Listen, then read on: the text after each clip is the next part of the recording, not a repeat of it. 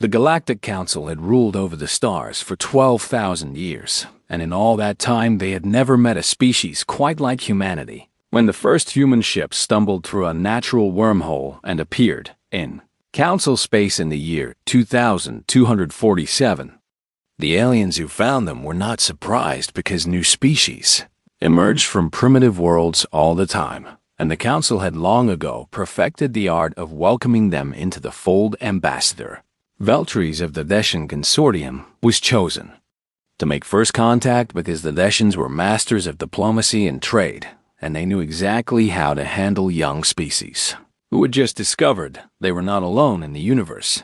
Veltries traveled to Earth with a delegation of 40 officials, and he stood before the United Nations Space Authority with a smile that showed too many teeth, and he offered humanity everything they could ever want.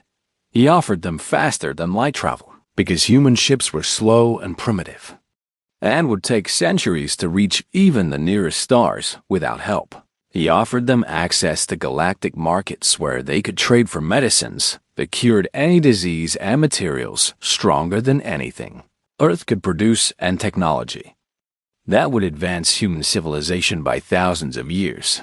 He offered them protection from the dangerous species that lurked in the dark spaces between stars, because the galaxy was not a safe place and young species often disappeared before they ever had a chance to grow. The humans listened to all of this with wide eyes and grateful smiles, and they asked what the Council wanted in return. Veltries explained that the terms were simple and reasonable and designed only to maintain peace and order in the galaxy. Humanity would cap their population at 15 billion because resources were limited and the Council needed to manage growth carefully across all member species. Humanity would restrict their colonies to 12 approved star systems because expansion needed to be controlled and monitored for the good of everyone. Humanity would submit all military research and development to Council review because weapons were dangerous, and a Council needed to ensure that no species built anything that could threaten the peace. The human leaders looked at each other, and they whispered among themselves, and then they smiled, and they signed the treaty without argument. Veltries returned to the Council chambers and reported that the integration of humanity had been a complete success, and the new species would be productive members of galactic civilization within a generation. The Council congratulated themselves on another job well done, because they had been doing this for 12,000 years, and they knew exactly how the story would unfold. The humans would accept their place in the hierarchy, and they would trade and grow within their allowed limits, and they would be grateful for the scraps of technology and territory the Council permitted them to have. This was how it always worked, because every species eventually realized that fighting the Council was pointless, and that obedience was the only path to survival. But the Council had made a mistake. That would take them 30 years to discover. They had assumed that humans were like every other species they had encountered, and they had not bothered to look deeper into human history or human nature. If they had looked, they would have seen that humans came from a world of constant competition where nations rose and fell and empires were built and destroyed in the span of centuries. They would have seen that humans had fought each other for resources and territory and ideology for tens of thousands of years, and that they had developed a talent for deception and strategy that no other species in the galaxy could match. They would have seen that humans smiled when they were angry and said yes when they meant no, and shook hands while planning betrayal. But the Council did not look because they were arrogant and because they believed that no primitive species from a backwater world could ever threaten their power. For the first 10 years, everything seemed normal. Humanity expanded to their 12 approved worlds, and they established colonies and trade routes, and they submitted their technology for inspection exactly as the treaty required. Council observers visited human space regularly, and they reported that everything was in order and that the humans were behaving exactly as expected. But the observers only saw what the humans wanted them to see. Deep in the asteroid belts of human space, there were stations that did not appear on any official map, and in those stations, human scientists worked day and night to reverse engineer every piece of alien technology the Council had given them. They took apart the faster-than-light drives, and they figured out how they worked, and then they built better ones that were 3 times faster and completely undetectable by Council sensors. They studied the weapons that a Council species used, and they developed counters for all of them, and then they designed new weapons based on principles that no other species had ever considered.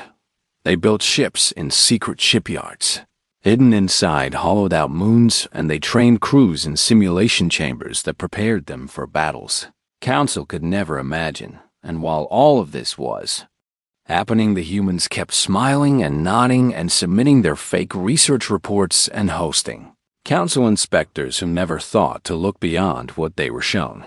The population cap of 15 billion was a joke because humanity had been building hidden colonies in uncharted systems since the 5th year of the treaty, and by the 20th year, there were more than 100 billion humans living on worlds the Council did not know existed. The military restrictions were equally meaningless because every weapon humanity showed to Council inspectors was deliberately inferior, and the real weapons were stored in armories that existed only in classified databases. Human intelligence agencies had infiltrated every level of Council bureaucracy, and they knew the names of every spy the Council had placed in human space, and they fed those spies carefully crafted lies that painted a picture of a docile and obedient species. It was the greatest deception in galactic history, and not a single member of the Council suspected a thing. Ambassador Veltris received commendations for his successful integration of humanity, and he gave speeches about how the humans were a model for other young species to follow. He had no idea that the humans were laughing at him behind closed doors, and that they had been preparing for war since the moment they realized what the Council truly was, because the humans had learned something important in their first year of galactic contact. And it was a lesson that would change everything. They learned that the Council was not a government dedicated to peace and cooperation. It was a protection racket run by ancient species who used their power to exploit and control everyone beneath them. They learned that species who grew too strong or too independent were quietly eliminated by the HFY extinction fleets, and that the galaxy lived in fear of drawing Council attention. They learned that the smiles and the gifts and the promises of friendship were always designed to keep young species docile until they could be properly controlled. And they learned that the only way to survive in this galaxy was to be stronger and smarter and more ruthless than anyone expected. So humanity smiled and signed treaties and played the role of the grateful newcomer while they built an empire in the shadows. They knew that someday the Council would decide that humans were becoming inconvenient, and they knew that when the day came, there would be no mercy and no negotiation. The Council had shown them how the galaxy worked, and humanity had paid attention. Now they were waiting for the moment when they could show the galaxy what humanity could really do. The HFY were the monsters that parents used to frighten their children on 1,000 different worlds across the galaxy. They stood 3 meters tall with 8 limbs that ended in claws capable of tearing through metal, and their bodies were covered in armored plates that could stop most weapons, and their minds had been engineered over millennia to feel nothing but the joy of killing. The Council had created them long ago as the ultimate enforcers, and when a species needed to be reminded of their place in the hierarchy, the HFY were sent to deliver the message. When a species needed to be erased from existence entirely, the HFY extinction fleets would descend upon their worlds and leave nothing behind but ash and silence. In the year 2289, a HFY battle group of 50 warships appeared without warning in the Proxima Centauri system, where humanity had established their largest agricultural colony. Proxima 4 was a peaceful world of farms and greenhouses and processing facilities that produced food for 36 human settlements, and 16 million people called it home. They had no warships and no weapons capable of fighting the HFY, because this was an approved colony in a system the Council had given humanity permission to use. The attack began at dawn local time, and it was over before noon. The HFY did not issue warnings or demands or ultimatums because that was not their way. They simply opened fire from them. orbit, and they kept firing until every city was a crater and every farm was a field of glass, and every single one of the 16 million humans on Proxima 4 was dead. Then they broadcast a message to Earth explaining that humanity had been caught developing prohibited biological weapons in violation of the treaty, and that the destruction of Proxima IV was a necessary corrective action to maintain galactic peace. The message was a lie, and everyone knew it was a lie, but lies did not matter. When you had the power to destroy worlds, the real reason for the attack was much simpler. Human traders had been too successful in the galactic markets, and human goods were too popular, and human economic growth was beginning to threaten the trade. Monopolies that the Theshan Consortium had maintained for thousands of years. The Theshans had complained to the Council, and the Council had decided that humanity needed to be reminded of their place, and so the Kethvari had been sent to deliver the message. This was how the galaxy worked, and it had been working this way for 12,000 years. Young species were kept small and weak and obedient, and if they ever forgot their place, they were punished until they remembered the Council. They expected the usual response from humanity. They expected grief and outrage and angry speeches, followed by quiet submission and renewed cooperation. Perhaps the humans would attempt some foolish military gesture that would justify further corrective actions and allow the Council to reduce their territory even more. What the Council did not expect was the response they actually received. 3 days after the destruction of Proxima 4, a single human ship arrived at the Council station, and a single human diplomat requested permission to address the assembled representatives. Her name was Sarah Chun, and she held the rank of admiral in the human military, as well as the title of ambassador to the Galactic Council. She was small even by human standards, barely reaching the chest of most Council species, and she had no claws or fangs or armor or venom.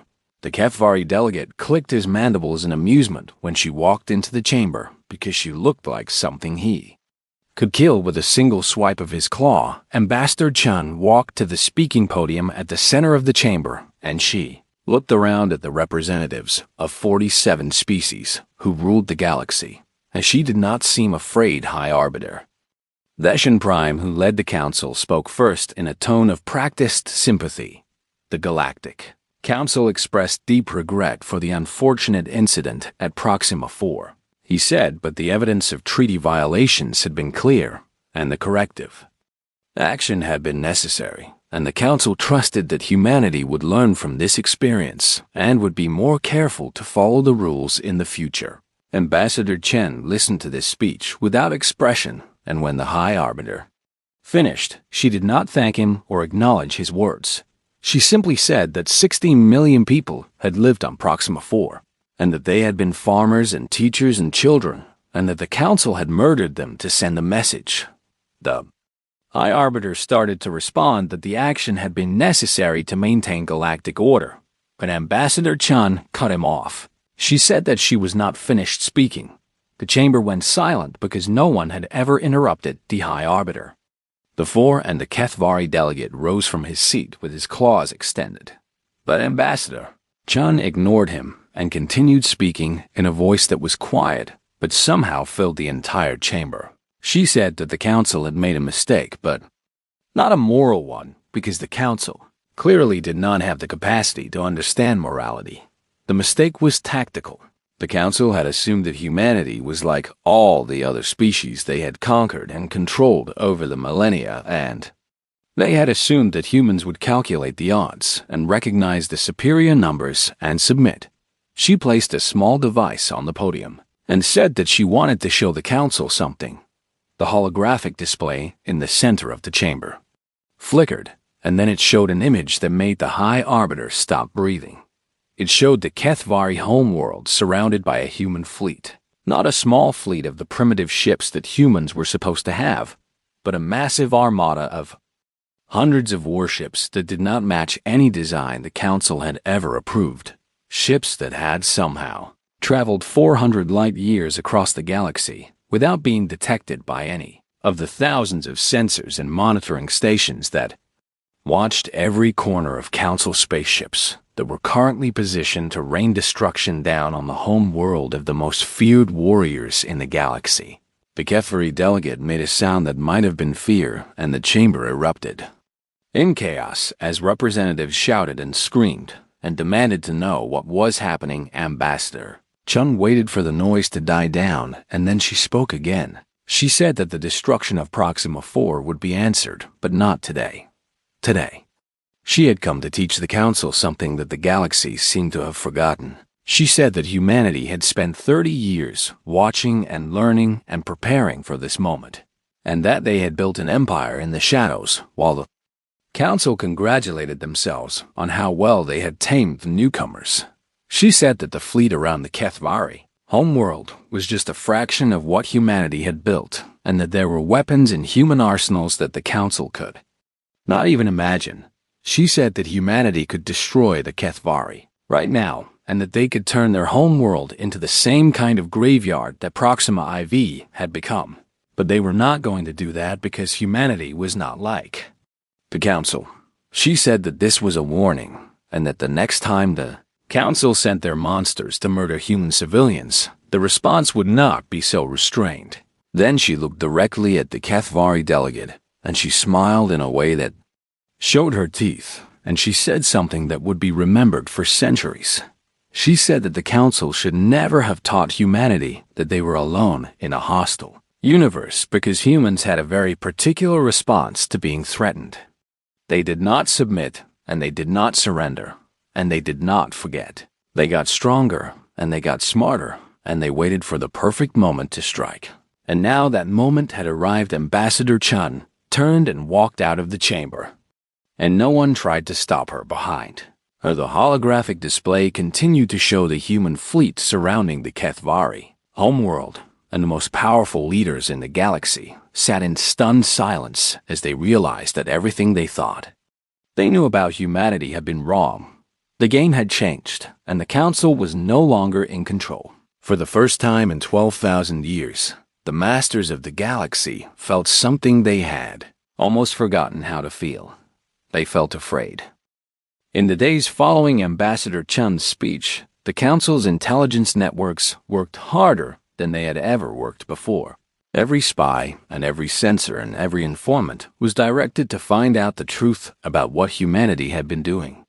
For the past 30 years, what they discovered made the High Arbiter call an emergency session of the full Council because the situation was far worse than anyone had imagined. Intelligence Director Krelleverth stood before the assembled representatives and delivered his report in a voice that trembled slightly despite his best efforts to remain calm. He began by saying that everything they thought they knew about humanity was wrong. The humans had not colonized 12 worlds as the treaty allowed. They had colonized 247 worlds spread across hidden systems in the unexplored regions of the galaxy where Council sensors did not reach. Their population was not 15 billion as they had claimed in every official report. It was over 300 billion people living on planets and moons and space stations and asteroid habitats that did not appear on any Council chart. Their technology had not remained at the primitive level the Council had approved human scientists had reverse engineered everything the Council had given them, and they had improved upon it in ways that Council researchers could not explain. Human faster than light drives were 3 times faster than Council standard, and they operated on principles that seemed to violate known physics. Human weapons used technologies that Council scientists did not recognize, and some of them appeared to disrupt the fundamental forces that held matter together. Human ships were built with materials that did not exist in any Council database, and their designs incorporated innovations that would have taken other species centuries to develop. But the most disturbing discovery was about human artificial intelligence. The Council had strict laws against advanced AI because thousands of years ago, a machine intelligence had nearly destroyed half the galaxy before being stopped, and since then all member species have been forbidden from developing true artificial consciousness. The humans had ignored this law completely. They had created artificial intelligences that were genuinely conscious and self-aware, and they had integrated these machine minds into every aspect of their civilization. Human ships were crewed by partnerships of biological humans and artificial intelligences, working together in ways that made them far more effective than either could be alone. Human factories were designed and operated by AI systems that could optimize production beyond anything Council species could achieve. Human research was accelerated by machine minds that could process data and generate hypotheses and run simulations millions of times faster than organic brains. The Council had always believed that AI was too dangerous to use, but the humans had found a way to make it work, and that gave them an advantage that could not be easily overcome. Director Krelevith finished his report by admitting that he did not know how the humans had hidden all of this for so long. Every inspection had shown exactly what the Council expected to see, and every report had confirmed that humanity was following the rules, and every spy had reported that the humans were docile and obedient. It had all been a carefully constructed illusion designed to keep the Council blind while humanity built their true strength in the shadows. The High Arbiter demanded to know what should be done, and the chamber erupted into argument as representatives shouted their opinions and their fears. Some wanted to launch an immediate attack with every ship the Council could muster before humanity grew even stronger. Others pointed out that the human fleet was still surrounding the Kethvari homeworld, and that any attack might result in the extinction of the Council's most important military asset. A few suggested negotiation, but they were shouted down by those who insisted that showing weakness would only encourage other species to rebel. The debate went on for hours without resolution because no one had ever faced a situation like this before, and then everything changed again. 3 days after the emergency session, a message was broadcast simultaneously to every communication system in the Orion arm of the galaxy. It reached Council chambers and remote outposts and colony worlds and ships in transit, and there was no way to block it or jam it because it used transmission methods that Council technology could not counter. The message was from humanity, and it was not a declaration of war. It was something far more dangerous. It was an offer. The message began by saying that humanity was not the enemy of the galactic community, but that they refused to be its subjects. For 12,000 years, the Council had maintained order through fear and through the threat of extinction, and they had kept younger species small and weak and obedient, because that made them easier to control. But there was another way to organize a civilization. There was cooperation and mutual respect, and genuine alliance between equals. The message announced the formation of something called the Commonwealth of Free Species. Any species currently under Council authority was invited to join, and membership would be offered not as a privilege granted by the powerful, but as a right belonging to all sentient beings. There would be no population caps and no territorial restrictions and no mandatory technology sharing with overlords who would use it to maintain their dominance. There would be protection for those who needed it and trade that benefited all parties equally, and freedom to grow and expand and develop without asking permission from ancient species who saw everyone else as resources to be managed. The message acknowledged that the Council would see this as a threat and that they would probably respond with force, but humanity was prepared for that response, and they were confident that any species who joined the Commonwealth would be protected from Council retaliation. The message ended with a direct address to the Council leadership. It said that humanity was not asking for the Council to surrender their power. They were asking for something much harder. They were asking the Council to change. They were asking them to dismantle the extinction fleets and end the genetic restrictions and allow free colonization and treat younger species as partners instead of property. They were asking them to become something better than what they had been for 12,000 years. The message said that the Council had 1 year to make their decision. They could reform and join a new galactic order based on cooperation instead of domination.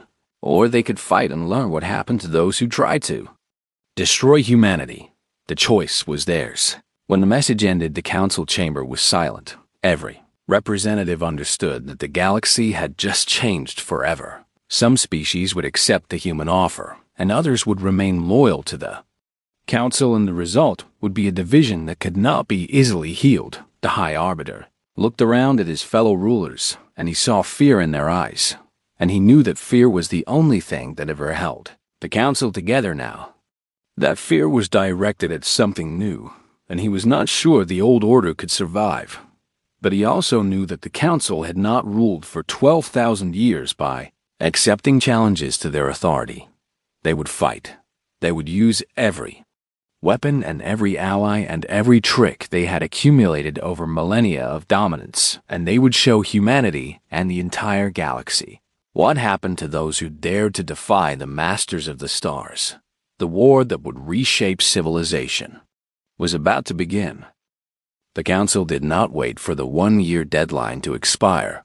Within 3 months, they had assembled the largest military force in galactic history, and they named it the Restoration Fleet, because its purpose was to restore the natural order that humanity had dared to challenge. 40,000 warships gathered at the staging point in the Desser system, and they represented the combined military power of every species that remained loyal to the Council. The Kethvari contributed their extinction fleets because they burned with shame at having their home world threatened by creatures they considered prey. The Thessians provided their commerce raiders and heavy cruisers because their trade empire depended on keeping humanity contained. A dozen other species sent whatever ships they could spare because they feared what the Council would do to them if they refused to participate. Fleet Admiral Vorn of the Kethvari was given overall command because his people were the finest warriors in the galaxy, and he had personally led the destruction of 6 species during his long career. He gathered his captains aboard his flagship, and he told them that this battle would be the most important in galactic history. They were not just fighting to destroy humanity, he said. They were fighting to prove that the old order still had the power to crush any challenge, and that rebellion against the Council was still suicide. The human Commonwealth had gathered their own fleet in the Desser Gap, which was a region of space where the stars were thin, and where any attacking force would have to travel through a narrow corridor that limited their ability to use their superior numbers. Intelligence reports suggested that the humans had assembled perhaps 12,000 ships to defend the Gap, and Admiral Vaughn calculated that his 40,000 would be more than enough to break through and open the path to human space. He expected losses because the humans had shown surprising capability, but he believed that quantity would overcome quality, and that the Kethvari warrior spirit would triumph over human technology on the morning of the battle. The Restoration Fleet jumped into the Desser Gap in perfect formation, and Admiral Vorn gave the order to advance. For the first 10 minutes, everything went according to plan. The human fleet was exactly where intelligence had predicted, and they were arrayed in a defensive formation that suggested they intended to hold their position rather than advance. Admiral Vorn ordered his ships to close the distance because Kethvari weapons were most effective at short range, and because his warriors were eager to board human vessels and tear their crews apart with claw and fang. Then the humans fired their first volley, and everything changed. Admiral Vorn had studied the reports from the Council's intelligence services, and he thought he understood what human weapons could do. He was wrong. The human weapons did not simply damage ships or punch holes in armor or overload shields. They unmade matter itself. Beams of energy that disrupted the molecular bonds holding atoms together swept across the Restoration Fleet, and everything they touched simply ceased to exist. Ships that had survived centuries of warfare vanished in an instant, leaving nothing behind but expanding clouds of disassociated particles. Thousands of Kethvari warriors who had never known fear discovered what it felt like to watch their comrades disappear as if they had never been. Admiral Vorn ordered evasive maneuvers and return fire, but the human point defense systems were shooting down incoming missiles and energy beams with accuracy that should have been impossible. 99.7% of everything the Restoration Fleet fired was destroyed before it reached its target, and the tiny fraction that got through barely scratched human shields. the Admiral ordered boarding operations because surely the Kethvari could still win in close combat, where their natural advantages would matter.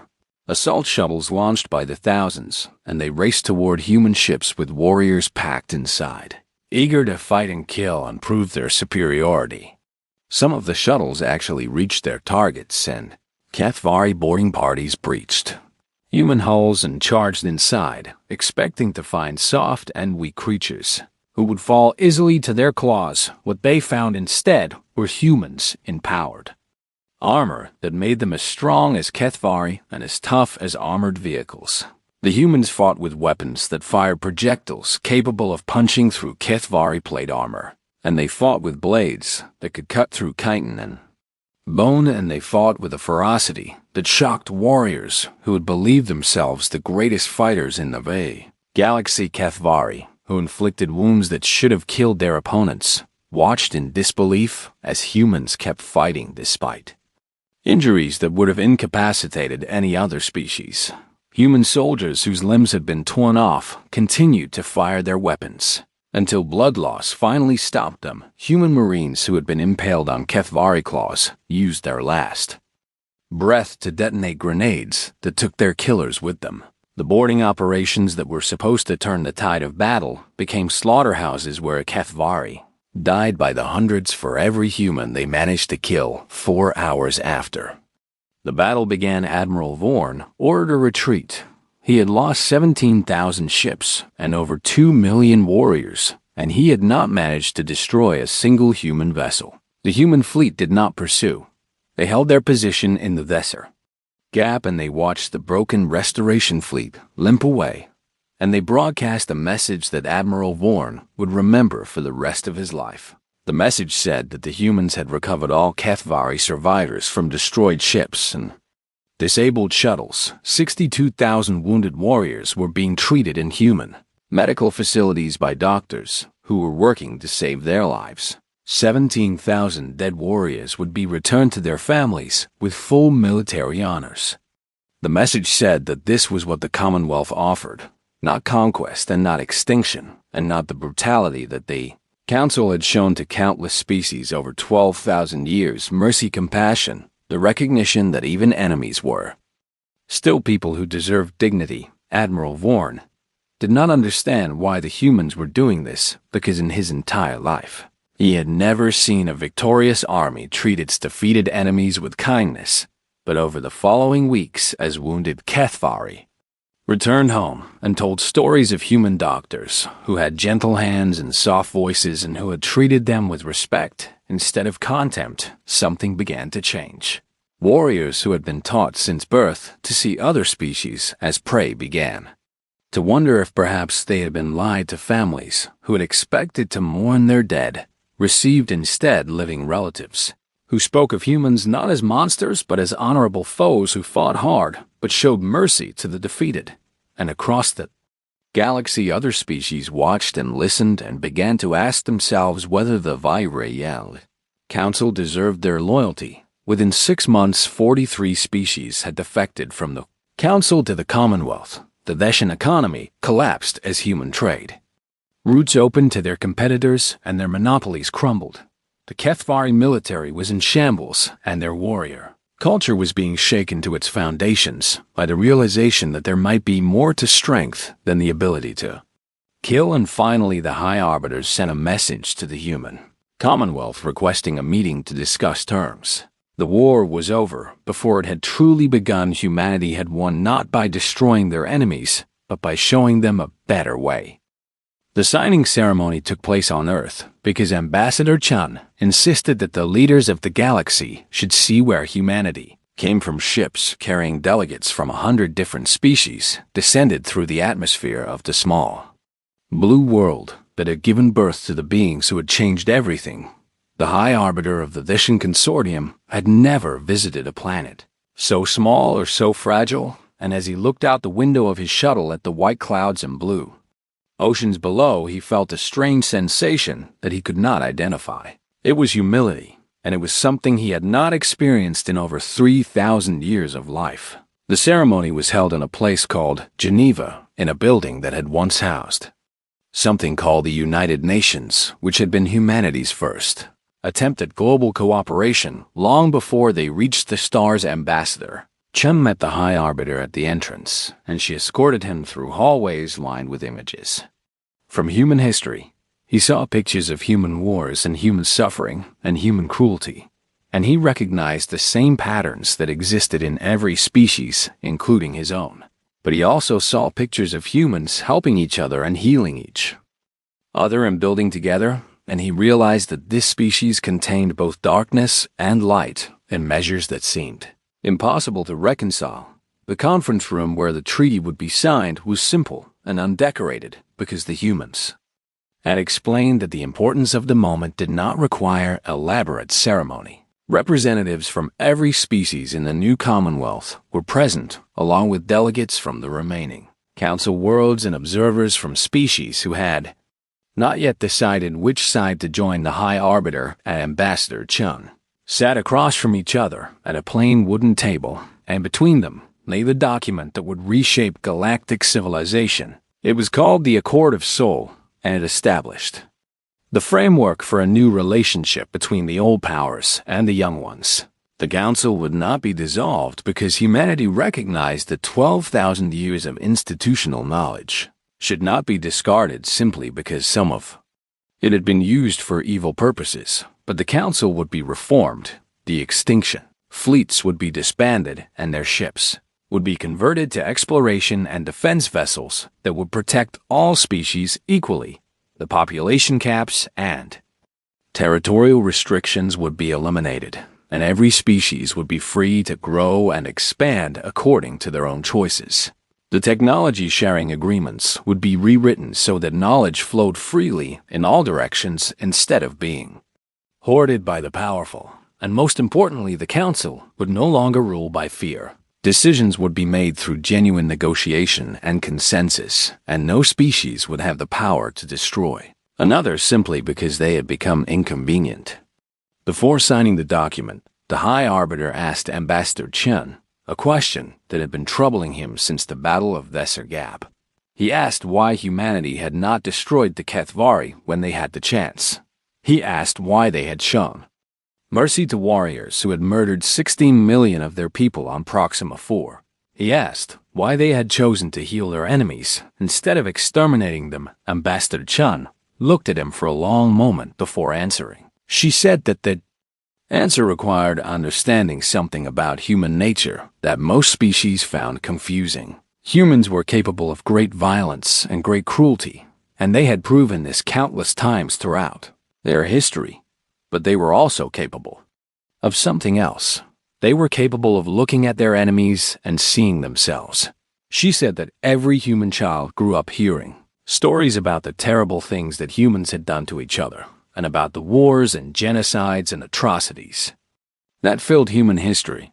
But they also grew up hearing stories about the humans who had stood against that darkness, the ones who had hidden refugees in their homes knowing they would be killed if they were caught, the ones who had refused to fire on unarmed civilians even when ordered to do so, the ones who had reached across lines of hatred and fear to wine and fear to us, offer help to people their society told them to despise. She said that humanity had learned something from their long and bloody history.